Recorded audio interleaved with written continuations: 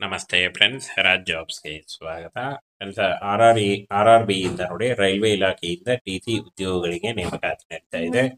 Both male and female, ಪುರುಷ ಮತ್ತು ಮಹಿಳಾ ಅಭ್ಯರ್ಥಿಗಳು ಇಬ್ಬರು ಅರ್ಜಿಗಳನ್ನ ಸಲ್ಲಿಸಬಹುದು. ನೋಡಿ, ಟಿಕೆಟ್ ಪರೀಕ್ಷಕ ಹುದ್ದೆಗಳಿಗೆ ನೇಮಕಾತಿ ನಡೀತಾ ಇದೆ. ಒಟ್ಟು 10,000ಕ್ಕೂ ಅಧಿಕ ಉದ್ಯೋಗಗಳಿದ್ದಾವೆ.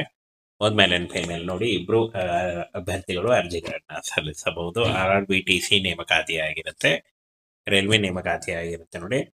ಹಾಗೆ ರೈಲ್ವೆ ಮಂಡಳಿಯಿಂದ ಹೊಸ ಅಧಿಸೂಚನೆ ಬಿಡುಗಡೆಯಾಗಿದೆ. ಪ್ರಯಾಣ ಟಿಕೆಟ್ ಮತ್ತು ಪರೀಕ್ಷಕರು TTE ಹುದ್ದೆಗಳಾಗಿರ್ತವೆ. ಒಟ್ಟು 10,000ಕ್ಕೂ ಅಧಿಕ ಹುದ್ದೆಗಳಿದ್ದಾವೆ. ಆನ್ಲೈನ್ ಮೂಲಕ ಅಫಿಷಿಯಲ್ ವೆಬ್ಸೈಟ್ ಸಲ್ಲಿಸಬೇಕಾಗತ್ತೆ. ಅಫಿಷಿಯಲ್ ವೆಬ್ಸೈಟ್ ಇಂದ ನೇರ ಲಿಂಕ್ ವಿಡಿಯೋ ಡಿಸ್ಕ್ರಿಪ್ಷನ್ ಬಾಕ್ಸ್ ಅಲ್ಲಿ ಇರುತ್ತೆ ನೋಡಿ. ಹಾಗೇನ ಯಾರು ಅರ್ಜಿಗಳನ್ನ ಸಲ್ಲಿಸಬಹುದು ಅಂತ ನೋಡೋದಾದ್ರೆ, ಅಖಿಲ ಭಾರತದಿಂದ ಪುರುಷ ಮತ್ತು ಮಹಿಳಾ ಅಭ್ಯರ್ಥಿಗಳು ಇಬ್ರು ಅರ್ಜಿಗಳನ್ನ ಸಲ್ಲಿಸಬಹುದು. ಕರ್ನಾಟಕ ಸೇರಿ ಭಾರತಾದ್ಯಂತ ನೇಮಕಾತಿ ಆಗುತ್ತೆ ನೋಡಿ. ಇನ್ನು ಫ್ರೆಂಡ್ಸ್, 21,000ದಿಂದ 81,000ವರೆಗೂ ಪರ್ ಮಂತ್ ಸ್ಯಾಲರಿ ಆಗಿರುತ್ತೆ ನೋಡಿ. ಇದು ಜಾಸ್ತಿ ಕೂಡ ಆಗ್ತಾ ಹೋಗುತ್ತೆ. ಇನ್ನು ವಯೋಮಿತಿ ನೋಡಿ, 18ರಿಂದ 33 ವರ್ಷದ ಒಳಗಿನವರು ಅರ್ಜಿಗಳನ್ನ ಸಲ್ಲಿಸಬಹುದು. OBC ಅಭ್ಯರ್ಥಿಗಳಿಗೆ 3 ವರ್ಷ, SC/ST ಅಭ್ಯರ್ಥಿಗಳಿಗೆ 5 ವರ್ಷ ಹಾಗೂ PWD ಅಭ್ಯರ್ಥಿಗಳಿಗೆ 10 ವರ್ಷಗಳ ವಯೋಮಿತಿ ಸಡಿಲಿಕೆ ಕೂಡ ಇರುತ್ತೆ ನೋಡಿ. ಆದಷ್ಟು ನಿಮ್ಮ ವಯಸ್ಸಿನ ಲೆಕ್ಕಾಚಾರ ಮಾಡಿಕೊಂಡು ನೀವು ಅರ್ಜಿಗಳನ್ನ ಸಲ್ಲಿಸಬಹುದು. ಇನ್ನು ಸಾಮಾನ್ಯ ಮತ್ತು OBC ಅಭ್ಯರ್ಥಿಗಳಿಗೆ ಅರ್ಜಿ ಶುಲ್ಕ ನೋಡಿ 500 ರೂಪಾಯಿ ಇರುತ್ತೆ. SC/ST PWD ಅಭ್ಯರ್ಥಿಗಳಿಗೆ 250 ರೂಪಾಯಿ ಇರುತ್ತೆ. ಇದನ್ನ ನೀವು credit card, net banking, debit card ಅಥವಾ UPI ಮೂಲಕ ನೀವು ಆನ್ಲೈನ್ ಮೂಲಕ ಪೇಯನ್ನ ಮಾಡಬಹುದಾಗಿರುತ್ತೆ.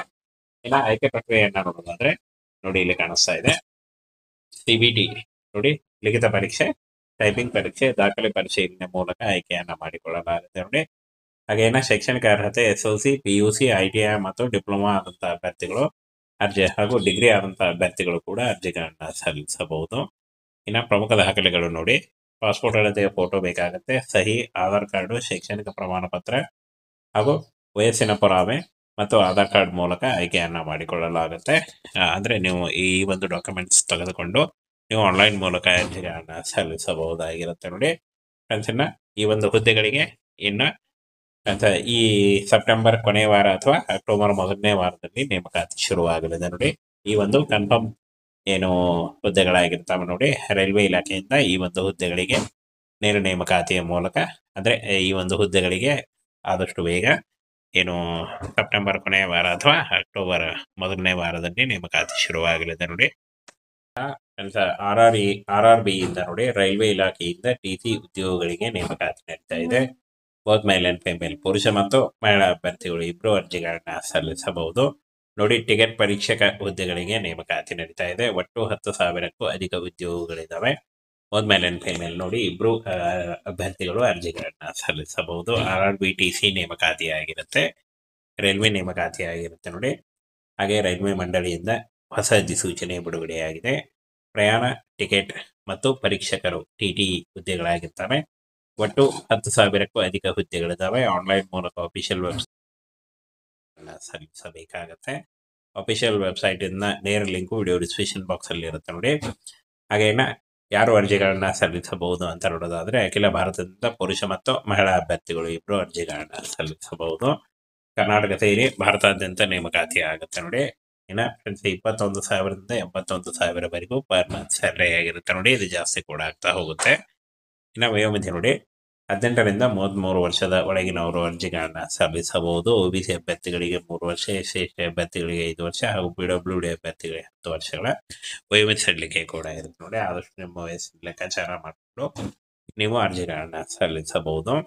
ಇನ್ನು ಸಾಮಾನ್ಯ ಮತ್ತು OBC ಅಭ್ಯರ್ಥಿಗಳಿಗೆ ಅರ್ಜಿ ಶುಲ್ಕ ನೋಡಿ 500 ರೂಪಾಯಿ ಇರುತ್ತೆ. SC/ST PWD ಅಭ್ಯರ್ಥಿಗಳಿಗೆ 250 ರೂಪಾಯಿ ಇರುತ್ತೆ.